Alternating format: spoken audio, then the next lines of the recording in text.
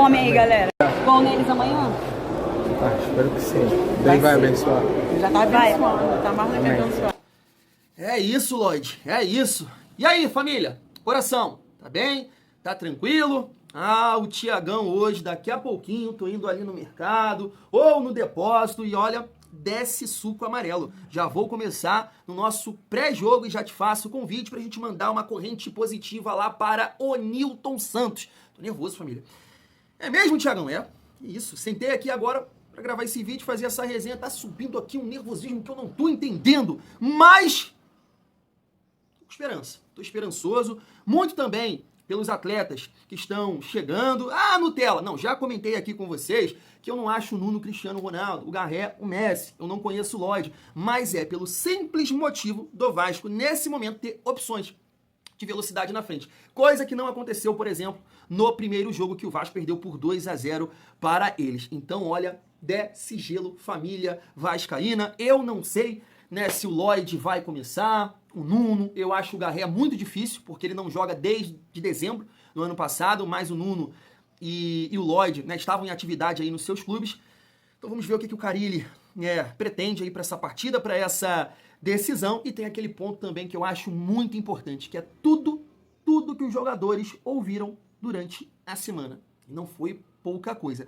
Então assim, é muito daquilo que o Pedrinho falou no ano passado, né? Aquele momento de dificuldade do Vasco, até depois de uma derrota feia, ele comenta, né? O resultado você não tem como controlar. Agora, a postura, a entrega, aí, irmão, é isso. Então o Vasco tem que entrar em campo hoje com vontade de ganhar. Vontade de ganhar. Então chega aí, família, que nesse vídeo vamos falar sobre essa decisão Vasco contra Flamengo. Eu quero trazer aqui o Mansur, que fez uma excelente análise ontem no programa Troca de Passes, né, falando dessas opções que o Vasco tem nesse momento aí com o Lloyd, com o Nuno, o próprio Ryan também, né, não estava à disposição no primeiro jogo.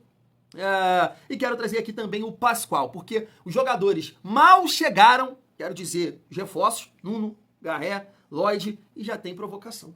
Já tem provocação, família vascaína. Então chega aí que tem muita resenha nesse vídeo. Mas antes, deixa eu te pedir aquela moral. Se não for inscrito aqui no canal Vasco em Família, se inscreve, deixa o like e ativa o sininho para não perder os próximos vídeos. Rapidamente, eu vou fugir aqui do assunto do jogo e é só essa informação para a gente falar aqui do David. Informação ontem à noite, está na tela. O atacante David assinou um novo contrato com o Vasco até dezembro de 2028. Anteriormente, o jogador estava emprestado pelo Internacional e foi adquirido em definitivo.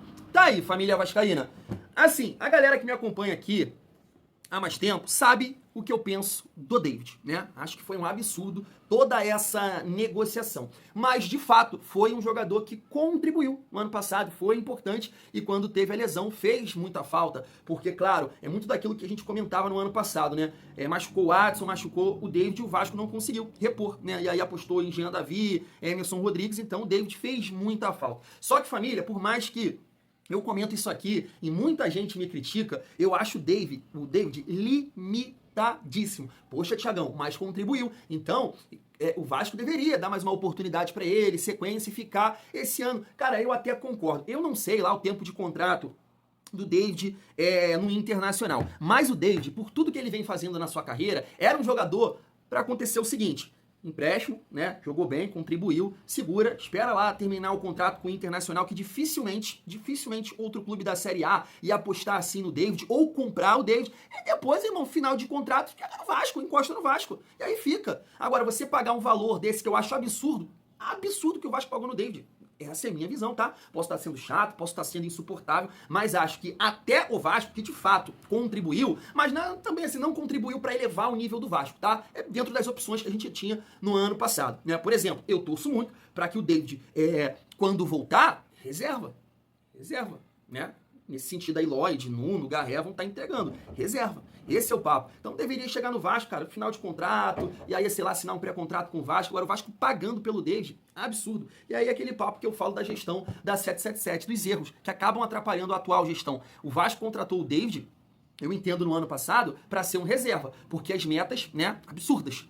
jogou tantas partidas, o Vasco tem que comprar. Aí não conseguiu comprar um atacante titular, o David teve que assumir esse protagonismo, e daí, hoje o Vasco pagando o Internacional, levantando a mão pro céu, porque eu tenho certeza absoluta, eu acompanho os canais, né, que cobrem o Internacional, estão levantando a mão pro céu, porque o Vasco comprou o David, gente. Mas agora é isso, é atleta do Vasco, e é torcer para que ele possa continuar contribuindo, como de fato fez no ano passado. Agora vamos focar no jogo de hoje, essa decisão aí no Nilton Santos. Então a gente tem aqui algumas informações sobre os relacionados da partida, tá aí, ó. Capasso, Souza, Vitor Luiz e Jean Davi não foram relacionados para o clássico contra o Flamengo por opção de Fábio Carille. Tietê, preservado, e Paulinho, suspenso, também ficaram de fora da lista. Não tenho nada para falar aqui, tá? Em relação a Capasso, Souza, Vitor Luiz me chama atenção, porque eu não vi a lista de relacionados completa ainda, mas, poxa, é o único lateral reserva que a gente tem, né? Então, se acontecer alguma coisa com o Piton,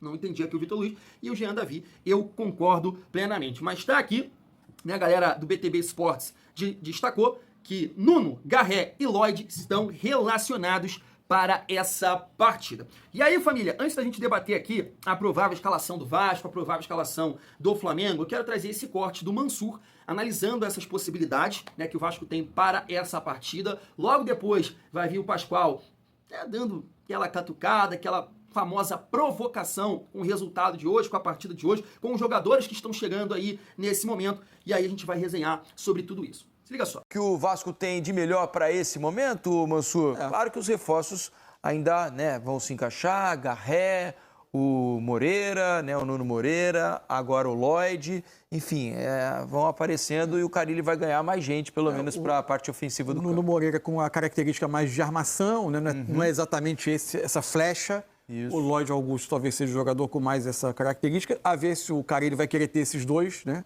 Ryan e o Lloyd, para ter os dois jogadores escapando muito, porque todo mundo acha que pode fazer, de repente, o Coutinho melhorar, né, Mansur? Tendo mais jogadores para ele acionar.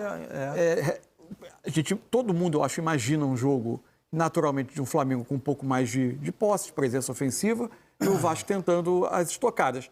É importante ver como o Vasco vai ter, se o Vasco vai tentar, em alguns momentos, pressionar a saída do Flamengo, para não deixar o Flamengo tão confortável, mas o principal, como ele vai se organizar para tentar sair do ponto mais importante que o Flamengo tem tido com o Felipe Luiz, que é a pressão ofensiva, né? No jogo mais recente deles pelo Carioca, no primeiro tempo, o Vasco praticamente quase tentou o tempo todo saltar essa pressão com uma bola longa. A questão é que ali, mesmo que o Verratti ganhasse essa primeira bola, não tinha muitos jogadores para tentar correr as costas. Agora, eu não digo que o Vasco vai tentar a bola longa sempre, mas é possível até que você tenha sentido nesse plano. Você pode apostar no Verratti ganhando essa primeira bola e ter jogadores de velocidade correndo as costas. Uma raspada do Verratti para o Ryan correr, por exemplo, para o Ryan, para o próprio Lloyd, se for o caso, você vai ter um pouco mais de escape, né? Não tinha nem Ryan nem Lloyd no primeiro jogo. Mas no segundo tempo, quando ele consegue fazer um pouco mais de articulação com o Hugo Moura vindo atrás, saindo mais tocando, o Vasco crescer um pouco no jogo. Ver qual vai ser o plano do Carille para tentar incomodar um pouco o Flamengo e mudar um pouco a lógica do último encontro, que foi quase um monólogo, né? No Campeonato Carioca, vai o Vasco da Gama. Eu já fiz a minha aposta aqui, todo mundo já sabe. Se o Flamengo não for campeão, eu vou começar o programa sentado embaixo da mesa. Essa é a aposta. A cara do Jean olhando pra baixo da mesa. Tipo, onde, né? Condições. Onde é que vai sentar? Não é provável que ele precise sentar, mas eu tô olhando se tem condições. Não. Obrigado, Jean, me ajuda bastante. Porque o Flamengo é favoritaço. Não é que é favorito, é favoritaço. O Vasco chegaram 2 jogadores essa semana, hein? Chegou um meio, um atacante de velocidade e tal. Não vai jogar contra quem? Contra o incomparável, meu senhor. Vamos lá, gente. Né? A gente quer mandar um chupa, Pascoal. Vamos lá, Coutinho, Verratti, muita disposição, atenção, vamos que dá. Mas, família vascaína, é por isso que eu tô sempre pedindo aqui a participação de vocês, né? Porque um comentário, uma opinião, um questionamento tá sempre, né, acrescentando, agregando aqui no nosso canal. E aí teve um amigo falando da mídia, né? Da maneira que se comporta, que comenta em relação aos jogadores que estão chegando no Vasco. E, de fato, é muito interessante como o contexto, né, acaba tendo mais, sei lá, um tom de crítica, porque a gente vê, assim, né, o Botafogo que contratou o Juan Cruz, velho. Que é isso? Quase 50 milhões. O Flamengo contratou aí, eu não sei se é bom jogador e tal, mas contratou um tal de Juninho, acho que por 31, 32 milhões. O cara tava jogando no que era BAG, que era PAB, sei lá, Liga, sei lá, eu tava vendo, tem 10 clubes, mano, é igual o Várzea. Mas aí ninguém fala, ninguém sabe, elogia até. E aí, cara, eu não tô querendo que os caras fiquem elogiando as contratações. Estou pedindo isso. Até porque o próprio vascaíno tem, né, tem questionamentos, questiona ali algumas contratações. Eu posso provar isso para você. Tá aqui, ó, por exemplo, lá na Net Vasco, a galera vota se gostou ou não. Aí o Lloyd, ó, 55% aprovaram, 45% não gostaram. Já o Nuno Moreira, né, tem ali 98%, até por você entender ali, né, todo o contexto do que aconteceu com o Bruma. E aí o Braga queria o Nuno Moreira, o Vasco acabou contratando esse jogador que estava vivendo um excelente momento em Portugal, melhor jogador do mês de janeiro. Então a galera até, poxa, é isso, dá para entender. Então a gente, próprio vascaíno tem, né, questionamentos a fazer sobre os reforços, a gente entende que são apostas. Por mais que são apostas, dá pra gente dizer, é interessante, vamos colocar assim, mas você vê o tom das críticas, é muito engraçado quando você vê tal de Juninho, Liga de Várzea, Juan Cruz, então assim, é engraçado nesse sentido, mas... Vamos lá, Vasco. Chupa Pascoal hoje. E aí, pegando ali o gancho do Mansur, que eu concordo plenamente, uma análise que basicamente eu venho falando aqui, só que o Mansur tem muito mais qualidade técnica nas palavras do que eu. Mas é exatamente o que eu falo. No primeiro jogo, cara, que o Vasco fez ali contra o Flamengo, e aí eu venho até falando isso aqui com vocês, por mais que um ou outro vascaíno possa não gostar, falei, se o Vasco praticar o futebol que está praticando, né, não tem a mínima chance de passar. A mínima chance, porque foi exatamente a leitura que ele fez ali do primeiro jogo. É que pode, é um time que é tecnicamente superior ao seu, não dá pra negar, e fisicamente também, aí, irmão, fica muito difícil. Aí, né, entrega na mão de Deus, porque, né, como é que você pode jogar contra um time que consegue ali ficar com posse de bola e você não ter um jogador pra atacar espaço, pra puxar contra-ataque?